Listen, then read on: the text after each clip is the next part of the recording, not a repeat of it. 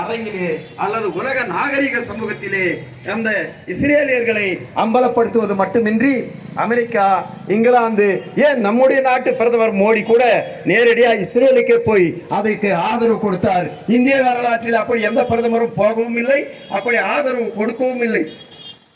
வேண்டுமானால் பாலஸ்தீனம் என்ற ஒரு நாட்டை அமைக்கலாம் என்று இந்திய நாட்டு பிரதமர்கள் சொல்லி இருக்கிறார்களே தவிர, நம்முடைய இப்போதைய பிரதமர் தான் நேரடியாக இஸ்ரேலில் போய் இறங்கி அந்த நாட்டு அந்த அதிபரை பார்த்து இந்தியாவுடைய ஆதரவு உங்களுக்கு இருக்கும் என்று சொல்வதற்கு இவருக்கு உரிமை இல்லை. இவருக்கு யார் அந்த உரிமையை கொடுத்தது? நம்முடைய இந்திய நாட்டினுடைய வெளிவிவகார கொள்கை பஞ்சசீல கொள்கை என்ற வரையறுக்கை செய்யப்பட்டுள்ளது.